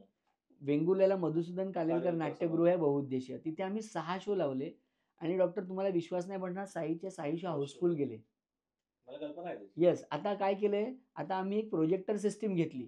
एकदम टेक्निकली साउंड विकत घेतली आणि ती प्रोजेक्टर घेऊन आता अमरजित आमले आणि आमचे 2-3 जण टीम आहे तिकडे. ते आता कोकणामध्ये आम्ही फिरतोय. गावागावांमध्ये आणि असे युनिट्स तयार करणार सिनेमाचे, की या गावात या हॉलमध्ये, या ग्रामपंचायतीच्या हॉलमध्ये, इथे हे नाट्यगृह आहे तिथे. अरे वाह! तर या निमित्ताने काय होईल माहिती आहे, लोकांपर्यंत पोहोचेल सिनेमा आणि नुसताच आपला सिनेमा नाही पोहोचणार. आज साऊथमध्ये ना, लोकांना सिनेमाची आवड किंवा सिनेमाचं पॅशन काय आहे? कारण तिकडे ना फिल्म सोसायटी आणि फिल्म क्लब्सनी आहे ना, लोकांपर्यंत सिनेमा पोहोचवला आणि त्यातून लोकांची अभिरुची तयार झाली. हे काम आपल्याकडे कोणी केलेलं नाहीये अशा पद्धतीनं. सो अमरजित आमले आत्ता ते करतायत. ते गावाखेड्यांमध्ये सिनेमा पोहोचवतायत आणि तिथे युनिट्स उभे करता येतील का? की भविष्यात कोणताही चांगला सिनेमा जर आला आणि त्याला थिएटर्समध्ये नाही जर स्थान मिळालं, तर त्याने या युनिट्समध्ये लोकांपर्यंत सिनेमा पोहोचवावा. तर हे काम आता आम्ही सुरू केलेलं आहे. सर तो आता थोडा म्हणजे तो स्ट्रगल अजून संपला नाही. तो आता हा प्रवास सुरूच असा आहे. चालू राहील आणि हे करता एक स्क्रिप्ट्स ऑलरेडी काम चालू आहे. काही स्क्रिप्ट्स रेडी आहेत. या दरम्यान चांगले प्रोड्युसर, चांगले निर्माते, चांगली माणसं जर भेटली, तर आपण पुढचा सिनेमा करूच. नक्की. वाह! मला वाटतं विजयजी आपण ज्या आशयाचे चित्रपट बनवला आहे, येणाऱ्या काळात बनवाल. निश्चितच महाराष्ट्राच्या गावाखेड्यातल्या सामान्य माणसाच्या आयुष्यात त्याच्याने गुणात्मक परिवर्तन होण्यासाठी ते निर्णायक ठरणारच आहे. त्याबद्दल काही वादच नाही. आज आपणही ज्या संस्थेत इथे बसलो आहे, आपण जिकडे बोलतोय ती स्नेहज्योत संस्था, आपण त्याचे विश्वस्त आहात. आपण मागे ठेवलेले ती 150 दिव्यांगांच्या आयुष्यामध्ये गुणात्मक परिवर्तन स्वयंरोजगाराच्या माध्यमातून घडवतच आहे. इनफॅक्ट तुम्हाला सांगू का, हा जो सगळा तुम्ही स्ट्रगल करतोय, त्या स्ट्रगलला फेस करण्याची किंवा तो स्ट्रगल करण्याची जी ताकद आहे ना, ती मला बऱ्याच अंशी स्नेहज्योतमधून मिळते.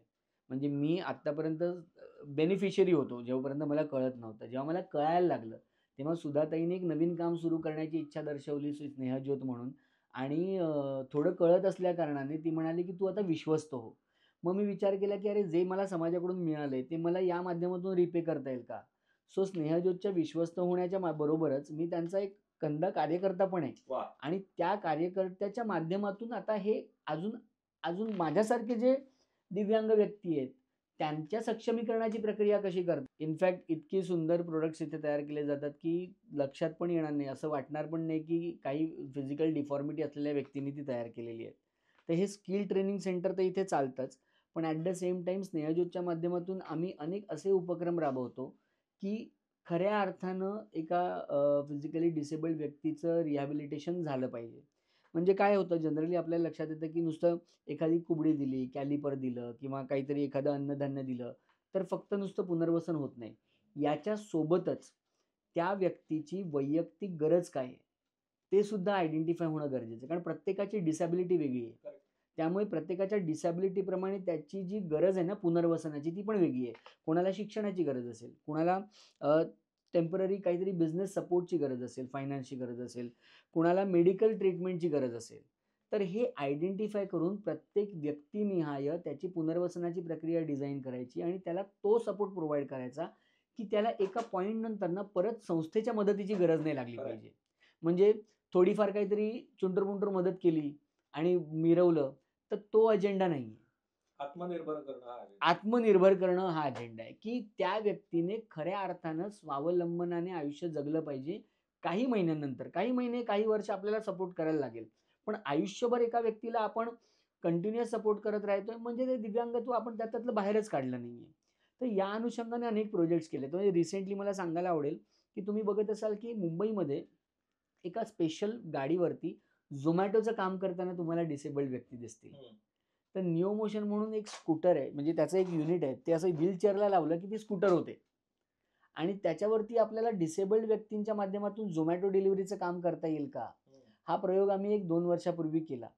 3 जणांना पहिल्या बॅचमध्ये आम्ही ती स्कूटर दिली आणि त्या 3 जणांचं 6 महिन्यामध्ये काही न करणाऱ्या व्यक्तींचं 20,000 ते 22,000 उत्पन्न सुरू झालं. आणि आम्हाला असं वाटलं, की अरे हे उत्तम आहे. मग त्या निओ मोशन म्हणून कंपनी जी आहे, जी चेन्नई स्थित आहे. आय-आय-टी मद्रास, आय-आय-टी चेन्नईचे ते अल्युमनाईज आहेत सगळे. तर त्यांचे ते सिद्धार्थ दागा आहे. त्यांच्याबरोबर आमचं खूप चांगलं CEO त्यांच्याबरोबर कोलॅबोरेशन केलं आणि आत्ता जवळ-जवळ मुंबईमध्ये 30 जण स्नेहज्योतच्या माध्यमातून Zomato डिलिव्हरीचं काम करतात. अरे वाह! आणि तुम्ही त्यांच्याशी बोलाल तुम्हाला लक्षात येईल, की त्यांचं लाईफ चेंज झालं. खरंच आहे. की काहीच पैसे न कमवणारी व्यक्ती आज कुटुंबाचं उत्पन्न सुद्धा पाहायला लागलेलं आहे. 25,000 ते 30,000 रुपये उत्पन्न करतायत ते. तर अशा पद्धतीचे अनेक उपक्रम चालतात. म्हणजे मी या पॉडकास्टच्या माध्यमातून सांगू इच्छेन की आमचं श्रीकृष्ण मंदिर नॅशनल पार्क जे बोरिवलीचं आहे त्याच्या जवळच कार्यालय आहे. तुम्ही नक्की आमच्या संस्थेला भेट द्या. आमची वेबसाईट आहे www.snehajyot snehajyot.org. वेबसाईटवर गेलात तर तुम्हाला संस्थेबद्दल कळेलच. आमचं यूट्यूब चॅनल आहे त्याच्यावरती आम्ही आमच्या कामाबद्दल इंग्रजी आणि मराठी अशा दोन्ही भाषेमध्ये एक छोटीशी 5 मिनिटाची क्लिप आहे ज्याच्यात आमच्या पूर्ण कामाचा आढावा आहे. तर आमचं काम जाणून घ्या आणि समाजात जर असे तुम्ही असाल, की ज्यांना तुम्हाला सामाजिक कार्यामध्ये काहीतरी कॉन्ट्रिब्यूट करावंसं वाटतं आणि कॉन्ट्रिब्यूट म्हणजे फक्त फायनान्शियली म्हणत नाहीये मी. तुम्हाला तुमचा वेळ द्यायचा असेल. ते सुद्धा तुम्हाला तितकंच ते महत्त्वाचं. सुद्धा तितकंच महत्त्वाचं आहे. तुम्हाला तुमचं काहीतरी ज्ञान द्यायचं असेल, तर तेही वेलकम आहे. तर अशी माणसांना जोडणारी संस्था आम्ही उभी करतोय. तर या पॉडकास्टच्या माध्यमातून मी आवाहन करेन, की जास्तीत जास्त माणसांनी आमच्याबरोबर कनेक्ट व्हा आणि असंच आयुष्यात वेगवेगळ्या पातळ्यांवरती प्रवास चालू राहील आणि आनंद आहे. बेसिकली हे सगळं मी जे सांगितलं ना, तर मी शाळेमध्ये माहिती आहे आपण मनाचे श्लोक म्हणायचो. तर त्याच्यामध्ये एक जे ओळ आहे ना, ती मला नेहमी कनेक्ट होते आणि आजही मी ती विसरलो नाहीये, की "जगी सर्व सुखी असा कोण आहे, विचारी मना तुझी शोधनी पाहे." त्यामुळे सुख-सुख जे म्हणतात ना, त्याचं असं परिपूर्ण काही नाहीच असतं ना. त्यामुळे आपल्याकडे जे आहे, ते सुख आहे खरं आहे. आणि तो प्रवास आपला निरंतर चालू राहिला पाहिजे. एक मूलमंत्र आहे, एन्जॉय द प्रोसेस. अगदी खरं आहे. तर तो प्रवास मजेत चालू ठेवायचा. तर आता तुम्ही हे जे फूल बघताय ना, हे माझ्यासाठी यांनी तयार केलंय. 50 याचं पूर्ण. तर ही जे पेपर फ्लॉवर्स आहेत, जे ॲक्चुअली एकदम खरे वाटतात. तर अशा पद्धतीचे प्रॉडक्ट्स आमच्याकडे स्किल ट्रेनिंग सेंटर चालतं. जिकडे अतिशय सुंदर पर्सेस, अतिशय सुंदर पेपर फ्लॉवर्स बुकेज तयार केले जातात आणि तुम्हाला बिलीव्ह होणार नाही, की हे एखादं शारीरिक व्यंग असलेल्या व्यक्तीने तयार केलेलं आहे. म्हणजे आम्हीच हे तयार करतो, त्याला मार्केट अवेलेबल करून देतो आणि त्यातून एक रोजगार निर्माण होईल का? तर ते पण आम्ही काम बघतो. तर अशा पद्धतीनं काय कॉन्ट्रिब्यूट करता येईल परत स्नेहज्योतच्या माध्यमातून, तो सुद्धा एक प्रयत्न चाललाय. आणि ही जी सगळी माझे मित्र-मैत्रिणी येतात ना इथे, की ज्यांना प्रत्येकाला काही ना काहीतरी स्ट्रगल आहे. त्यांचं स्ट्रगल बघून आहे ना, आपल्याला खूप मोटिव्हेशन ऊर्जा मिळतं, की अरे आपण पण ठीकच आहोत. म्हणजे खूप जास्त बाऊ करण्याची गरज नाही आपल्याला. मला वाटतं विजयजी आपल्या म्हणजे स्वच्या पलीकडे जाऊन जो आपला प्रवास आहे, तुम्ही जो प्रवास करताय हा स्वपलीकडचा प्रवास आहे आणि तुमच्या कार्यकर्तृत्वाचा हा जो अश्वमेध यज्ञ तुम्ही आरंभलेला आहे, तो असाच त्याची अविरत दौड सुरू राहोत. आपण आज आलात, आज 50वा दिवस असून सुद्धा आज आम्हाला वेळ दिलात आणि आमच्याशी मनमोकळ्या गप्पा मारल्यात त्याबद्दल मनःपूर्वक धन्यवाद.